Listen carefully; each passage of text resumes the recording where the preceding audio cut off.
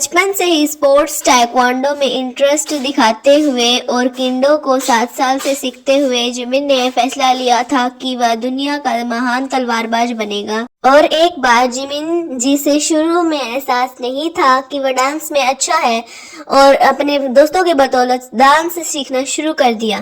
School activities के दौरान break dancing के बारे में जानने के बाद उसने और उसके दोस्तों ने यह सोचकर डांस करने का फैसला किया कि अरे अगर हम इसमें मास्टर बन जाते हैं तो पॉपुलर हो जाएंगे, इसीलिए इसे करते हैं। उसने और लेसन लेना शुरू किया। डांस करते टाइम किसी के बारे में सोचता नहीं हूँ, मैं हैप्पी रहता हूँ। उसके डांस के लिए पैशन मिडिल स्कूल से ही दिखना शुरू हो गया था। उसने बहुत सारे डांस कॉम्पिटिशन्स में अवार्ड्स जीते।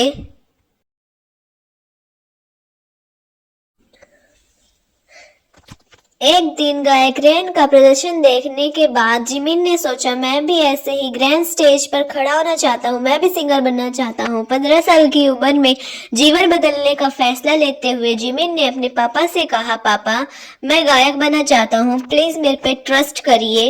मिडिल स्कूल के बाद में मैंने अपनी डांस लर्निंग शुरू कर दी थी। डांस मैंने स्मॉल स्टेज से बिगर तक करने की ट्राई किया था। मैंने लार्जर स्टेज पे भी डांस किया था और टाइम के साथ साथ मैं मिडिल स्कूल के 3rd ईयर तक पहुंच जाता हूँ। मैंने पूरी तरह से डिसाइड कर लिया था कि मैं सिंगर बनूंगा। उस टाइम पे जिमिन स्ट्रीट डांस पे फोकस कर रहा था। उसके पास बहुत सी परेशानी थी उस टाइम कि बुसान में कोई हाई स्कूल था ही नहीं जिसके अंदर वो डांस की प्रैक्टिस कर सके और अपने आइडिया को इंट्रोड्यूस कर सके। और स्ट्रीट डांस के सबसे पास में कंटेम्प्रेरी डांस सीखना स्टार्ट कर दिया उसने। फिर उसको बुसान आर्ट्स हाई स्कूल में एडमिशन मिल गया। आज हाई स्कूल से जाने से पहले जिमिन ने कहा कि वह अकड़ गया था। सोते समय भी जिमिन अपनी कमजोरियों पर काम किया करते थे, अपने असाधारण डांस स्किल के साथ, जिसके कारण उससे Busan high school of arts में शीर्ष प्रवेश मिला।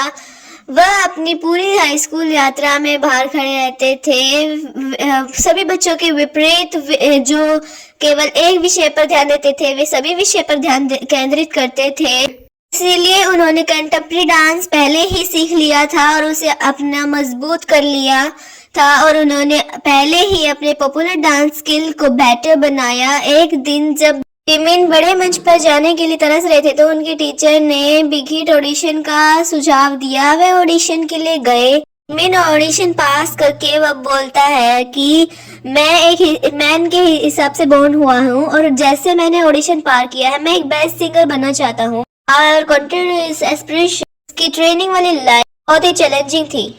छोटी उम्र में इतना डांस सीखा, लेकिन उसकी कंटेम्प्रेरी डांस प्रैक्टिस में और हिप हॉप आइडल जियोग्राफी में बहुत ही डिफरेंट था। लेकिन फिर भी उसने प्रैक्टिस की। मैंने इतनी प्रैक्टिस करता था कि वो सिर्फ दिन में 3 घंटे सोता था।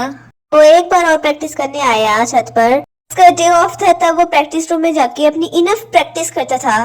कभी कभी तो वो वहीं ही सो जाता था। इनने ये भी कहा कि जब वो छात्रावास में था ये सब इजी नहीं लगता था और सोचता था हाँ मैं इस तरह से ब्रेक लूंगा। मुझे अपने डॉर्म में रहना भी पसंद नहीं था, जानबूझकर देर से सोता था।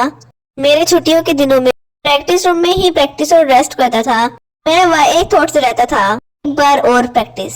कड़ी मेहनत करने के बावजूद इजी डांस स्किल इम्प्रूव नहीं हुई। ट्रेनिंग डेज में भी 8 बार बाल बचा until the very end। ये अनसर्टेन था कि वो ग्रुप में रहेगा या नहीं। मुझे एक शॉर्ट पीरियड ऑफ टाइम से ट्रेनिंग मिल रही है, फिर भी मैं 8 बार बचा। हर महीने मैंने यही कहा कि ये टाइम बहुत ही डेंजरस था। मुझे एक साथ काम करने वाले मेंबर्स पसंद हैं for a long time. Jimin ने ट्रेनर बहुत लेटर ज्वाइन किया जिससे उसे प्रेशर और बर्डन फील हुआ। उसने सियोल जाने के लिए अपनी सारी मेहनत लगा दी। अनिश्चित था कि उसे टीम से कभी भी निकाल दिया जा सकता था। बुसान से आने के बाद मेरे पास कोई घर नहीं था। मुझे डॉर्मिटरी में रुकना पड़ा। ना जानने का ख्याल कब मुझे वो जगह छोड़नी पड़ सकती है। हाँ, मुझे बहुत ही अनकंफर्टेबल लग रहा था इन स्थितियों को देखते हुए। जिमिन ने अपने फादर से कहा मेरे से डेबिट नहीं होती तो डिसअपॉइंट मत होना। अगर मुझे छोड़ भी दिया जाए तो मैं कैसे न कैसे आऊंगा, प्लीज डिसअपॉइंट मत होना। एक दिन चिंता की इस अवस्था में अधिक अभ्यास करने के बाद जिमिन ने खबर सुनी कि बीटीएस डेबिट करेगा।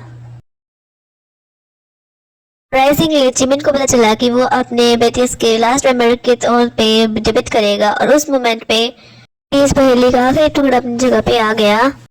फैसला वंडर था कि मैं क्या बोलूं। फिर मैंने रिवील किया कि मैं एक मेंबर बन चुका हूँ BTS का। ओवरजॉयड हो गया था अनएक्सपेक्टेड न्यूज से डिबेट के लिए। इसके पास बहुत सारी वरीज थी। मैंने अपने आप को वीक पॉइंट पे देखा, को एक्सट्रीमली एंग्स्टियस फील हुआ। इवन डिबेट डिसाइड होने के बाद भी मैंने अपने आप को प्रैक्टिस रूम में स्टे रखा प्रैक्टिस के लिए।